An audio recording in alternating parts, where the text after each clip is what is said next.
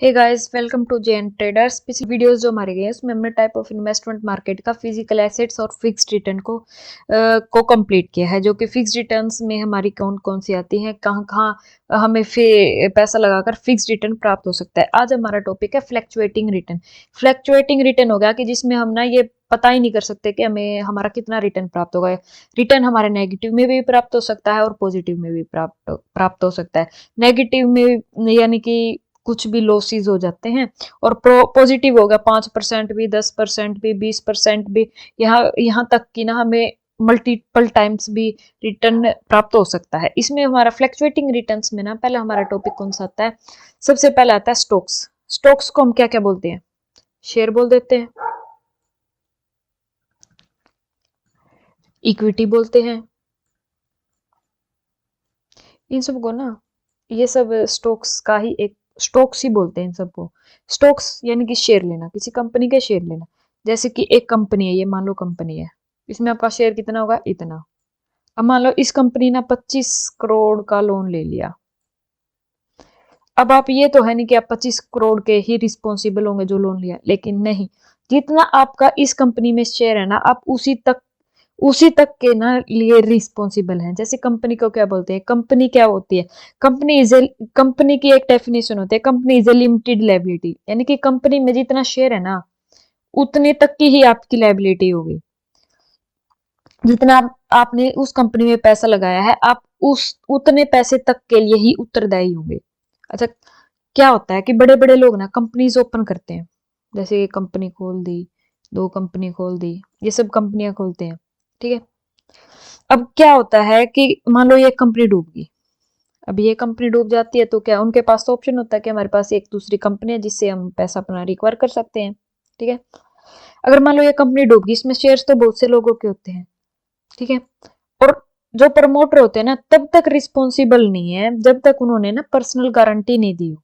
आजकल के क्या है, जो भी प्रमोटर हैं वो पर्सनल गारंटी दे देते हैं, लेकिन उनकी जो भी पैसा है या फिर प्रॉपर्टी है, घर है, वो सब ना उनकी वाइफ्स के नाम पे या फिर किसी रिलेटिव के नाम पर होता है। और वो उसी चीज के लिए ही उत्तरदायी होते हैं जो उनके नाम, यानी कि उनके नाम रजिस्टर है, उस चीज के लिए उत्तरदायी होते हैं। ठीक है। अब आता है कि शेयर में पैसा क्यों लगाना चाहिए हमें। अभी क्वेश्चन बहुत अच्छा आता है कि हमें शेयर में ही पैसा क्यों लगाना चाहिए। शेयर में पैसा इसलिए लगाना चाहिए क्योंकि ना इसमें रिटर्न्स ज्यादा होते हैं, और जहां रिटर्न ज्यादा होते हैं वहां रिस्क भी ज्यादा होते हैं, और जहां रिटर्न कम होते हैं वहां रिस्क कम होते हैं। अब अगला हमारा टॉपिक आता है डेरिवेटिव।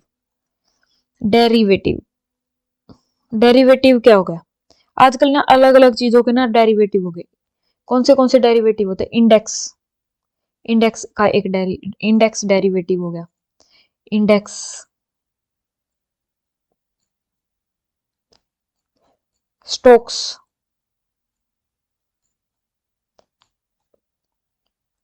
स्टॉक्स हो गए, करेंसी हो गई, कॉमोडिटी हो गई। ये सब ना डेरिवेटिव में आ गए। ठीक है। अब डेरिवेटिव भी दो पार्ट्स में ही ट्रेड होता है। कौन से दो पार्ट हो गए? फ्यूचर एंड ऑप्शन, जिसको हम एफएनओ के नाम से जानते हैं। ठीक है। अब हमारा अगला टॉपिक आता है म्यूचुअल फंड। म्यूचुअल फंड, बहुत से लोगों ने ना म्यूचुअल फंड का नाम तो सुना ही होगा, मुझे लगता है। अब म्यूचुअल फंड में क्या होता है? म्यूचुअल फंड में ज्यादातर ना लोग, जो भी प्रोडक्ट होते हैं वो इक्विटी में होते हैं। ठीक है। इक्विटी में प्रोडक्ट होते हैं, और इनमें जो रिटर्न्स प्राप्त होते हैं वो फ्लैक्चुएटिंग होते हैं, फ्लैक्चुएटिंग रिटर्न प्राप्त होते हैं। और कुछ जो म्यूचुअल फंड है वो ट्रेडेबल है। ठीक है।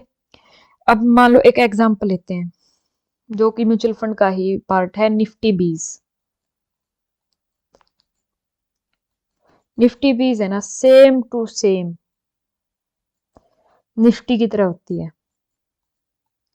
बस ज्यादा कुछ नहीं। ये निफ्टी का ना, जो भी निफ्टी का रेट है उसका 1/10 इसका रेट होता है। जैसे मान लो फॉर एग्जाम्पल, निफ्टी का आजकल का रेट जो चल रहा है वो 21,000 से अबव चल रहा है। ठीक है। अब निफ्टी भी इसका रेट क्या है? 20, इसका 1/10 पार्ट हो गया 2100। अब कुछ लोगों के पास तो 21,000 नहीं होते, लेकिन उन्हें पैसा लगाना होता है तो वो निफ्टी बीज में पैसा लगा सकते हैं, जो कि 2100 ही उन्हें देने पड़ेंगे। ठीक है। कुछ लोग क्या करते हैं, निफ्टी बीज में मान लो एसआईपी कर लेते हैं। एसआईपी का मतलब क्या होगा, सिस्टमैटिक इन्वेस्टमेंट प्लान। सिस्टमैटिक मतलब वे ना ये डिसाइड कर लेते हैं ना, हम ना पर मंथ निफ्टी बीज की एक क्वांटिटी परचेज करेंगे, क्योंकि पर एक क्वांटिटी कितने की मिलती है, इसकी 1100 की मिलती है। ठीक है। अब ये बोलते हैं 20 में भी लॉस हो सकता है, लेकिन एक कंपनी की वैल्यू जीरो हो सकती है। मान लो एक कंपनी है, उसकी वैल्यू जीरो हो सकती है, लेकिन निफ्टी की कभी वैल्यू जीरो नहीं हो सकती। क्यों नहीं हो सकती? निफ्टी क्या बताती है, निफ्टी कंप्लीट बताती है कि हमारा ना ओवरऑल मार्केट क्या चल रहा है, या फिर हमारी कंट्री कैसा परफॉर्म कर रही है। ये सब चीज ना निफ्टी बताती है। ठीक है। अब कई लोग होते हैं जो कि इच्छुक होते हैं, हमें गोल्ड में इन्वेस्ट करना है, इसलिए गोल्ड की भी एक गोल्ड ट्रेडेबल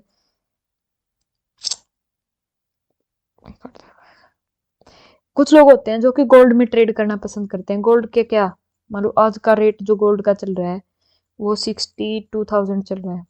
अब एक जैसे निफ्टी बीज है, वैसे ही गोल्ड का भी तो एक पार्ट है गोल्ड बीज, जिसका रेट इसका 1/10 होगा, जो कि 6200 होगा, जो कि गोल्ड में जो लोग गोल्ड में लेना चाहते हैं वो इस गोल्ड बीज में ले सकते हैं। ठीक है। अगर आपको पहनने के लिए लेना है उसके लिए तो आप गोल्ड फिजिकली ले सकते हैं। अगर आपको ट्रेड करने के लिए लेना है तो आप गोल्ड बीज में इन्वेस्ट कर सकते हैं, इससे आपको अच्छा रिटर्न प्राप्त हो सकता है। अब आता है इन्वेस्टमेंट ट्रस्ट। अब इन्वेस्टमेंट ट्रस्ट क्या होगा, इंडिया में ना ज्यादा इन्वेस्टमेंट ट्रस्ट नहीं है। इंडिया में 2 से 3 इन्वेस्टमेंट ट्रस्ट हैं। इन्वेस्टमेंट ट्रस्ट में ट्रस्ट जो होते हैं उनमें भी 2 पार्टों में होते हैं, जिसमें कि एक इक्विटी प्लस डेप्ट, ये दोनों चीजें इंक्लूड होती हैं। ठीक है। अब इसमें ये दोनों इक्विटी का भी रिस्क होता है और डेप्ट का भी रिस्क होता है। अच्छा, नॉर्मली ना जो इन्वेस्टमेंट ट्रस्ट होते हैं ना, उनमें आप 10 लाख से कम का इन्वेस्टमेंट नहीं कर सकते।